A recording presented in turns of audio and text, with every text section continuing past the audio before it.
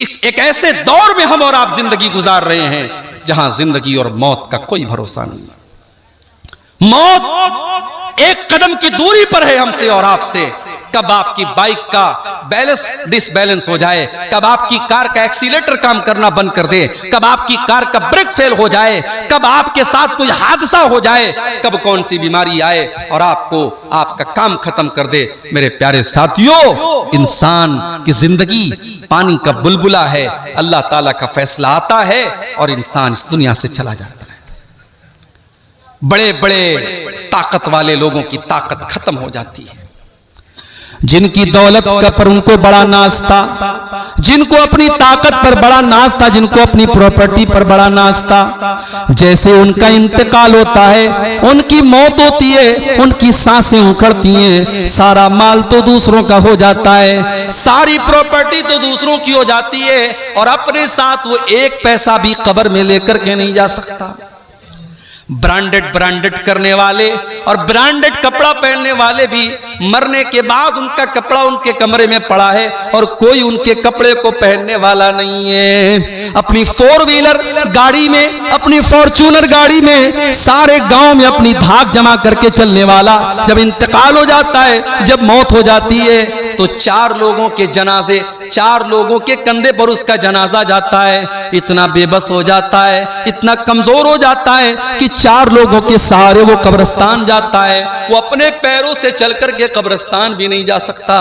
कब्रिस्तान पहुंचता है, जनाजे की नमाज होती है, उसको कब्र में उतारा जाता है। उसका बेटा रो रहा है, उसकी बीवी रो रही है, उसके घर वाले रो रहे हैं, मगर कोई ये कहने को तैयार नहीं है। बेटा एक बार भी नहीं कहता है मुझे अपने अब्बा से बड़ी मोहब्बत थी, मेरे अब्बा की बॉडी को रहने दो। बीवी एक बार भी नहीं कहती मुझे अपने शौहर से बहुत प्यार है, मेरे शौहर की डेड बॉडी को रहने दो। 24 घंटे से ज्यादा कोई उसकी डेड बॉडी को रखने के लिए तैयार नहीं है। कोई रखता है क्या? 24 घंटे से ज्यादा कोई डेड बॉडी को रखने के लिए तैयार नहीं है मेरे भाई। इतना बेवैल्यू है, इतना वैल्यूलेस है इंसान। उसकी औकात तब पता चलती है जब उसको मौत आती है। जिंदगी में जो नहाने जाता था जाड़े के मौसम में, तो गीजर ऑन करके नहाता था, गरम गरम पानी से नहाता था, अपने पसंदीदा शैम्पू से अपने बालों को धोता था, अपने पसंदीदा साबुन को अपने बदन पे लगाया करता था, अपने चेहरे पर एक खास कंपनी का फेस वॉश लगाया करता था। आज इतना बेबस और कमजोर हो चुका है, आज मर चुका है और आज वो ये भी नहीं कह सकता कि है मुझे नहलाने वाले, मैं तो गर्म पानी से नहाया करता था, तो मुझे ठंडे पानी से क्यों नहला रहा है? मैं तो डब साबुन से नहाया करता था, तू तो साबुन भी नहीं इस्तेमाल कर रहा है। मैं तो फला कंपनी का शैम्पू लगाया करता था, तू मुझे वो शैम्पू क्यों नहीं लगा रहा है? आज इतना बेबस है, इतना कमजोर है, आज दूसरे लोग उसको नहला रहे हैं, उसके बदन से कपड़े उतार रहे हैं, उसको नंगा करके उसको नहला रहे हैं। इतना बेबस है, इतना कमजोर है।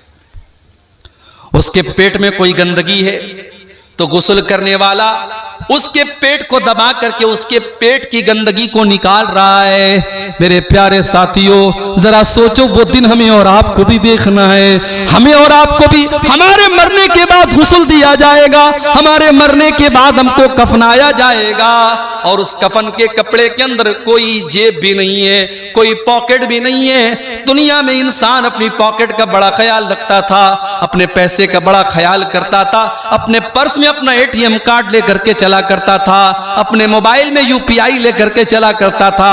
आज कब्र में जा रहा है, कोई ATM कार्ड उसके काम आने वाला नहीं है, कोई UPI और फोन पे उसके काम आने वाला नहीं है। आज खाली हाथ वो दुनिया से जा रहा है।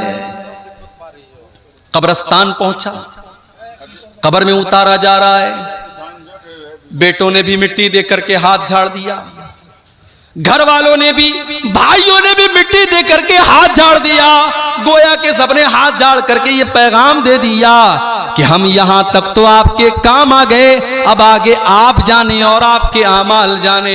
इसीलिए अल्लाह के प्यारे नबी फरमाते हैं, यतबउल मय्यत सलासतुन, जब इंसान का इंतकाल होता है तो तीन चीजें उसके साथ होती हैं, मालुहु व अहलुहु व अमलुहु। एक तो उसका माल होता है, एक उसके घर वाले होते हैं, और एक उसका अमल होता है। अल्लाह के नबी फरमाते हैं कि माल तो मरते ही दूसरों का हो जाता है।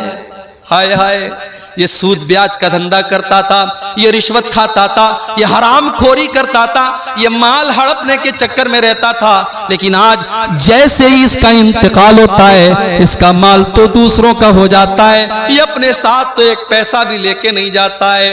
ओ हराम का और सूद और ब्याज का काम करने वालों, एक पैसा भी अपने साथ आप लेकर के नहीं जाएंगे, क्यों अपने बच्चों के पेट में हराम की कमाई डाल रहे हो। अल्लाह के नबी फरमाते हैं, कुल्लु लहमिन नबत मिन सौतिन फन्नारु औला बिही। जिस बदन की परवरिश हराम कमाई से की जाए, वो बदन जहन्नम की आग में जाएगा।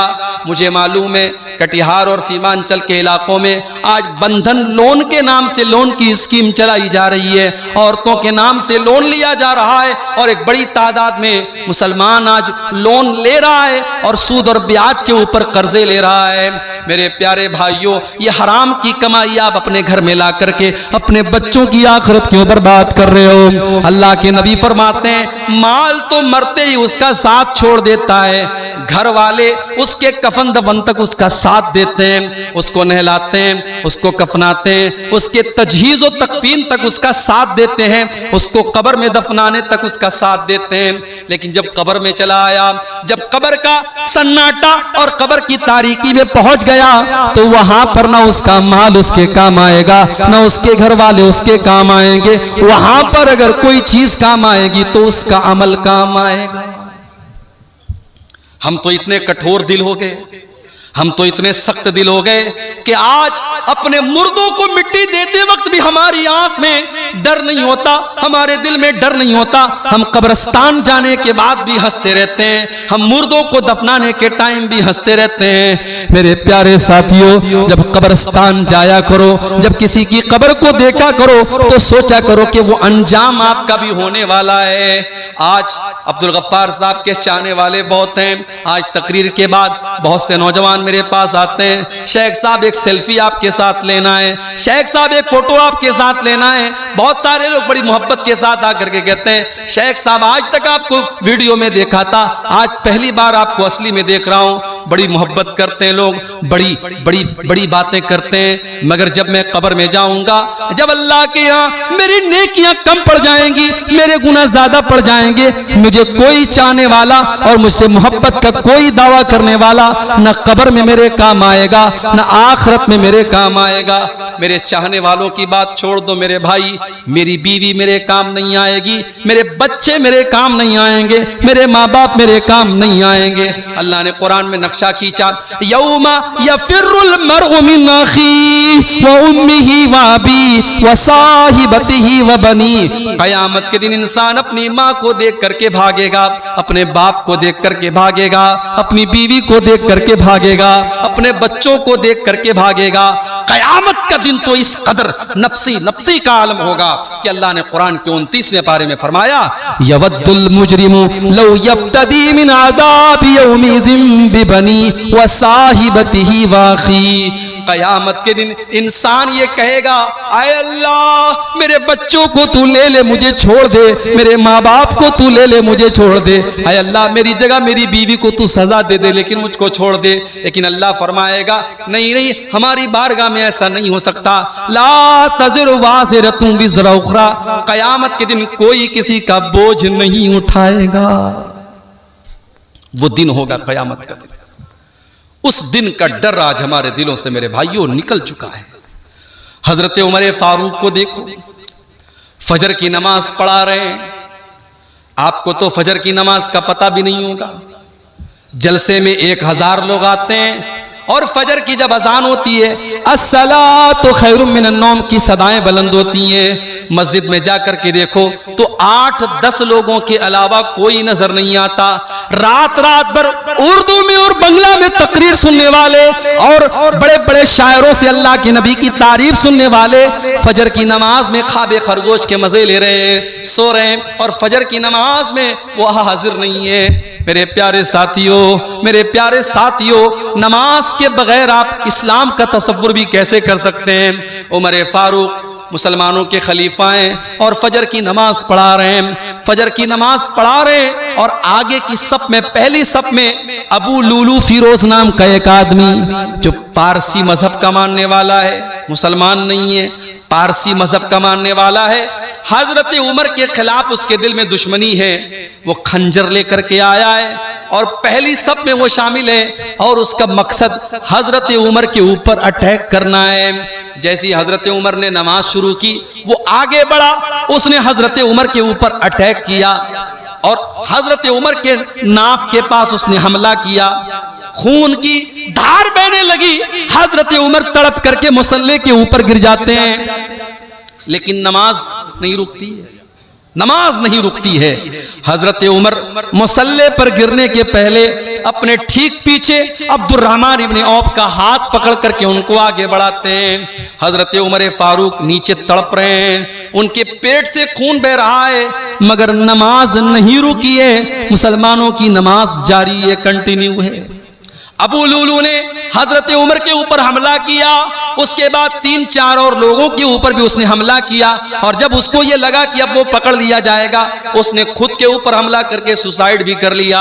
ये सारा मामला पहली सफ में हो रहा है, पीछे के लोगों को कुछ पता भी नहीं है।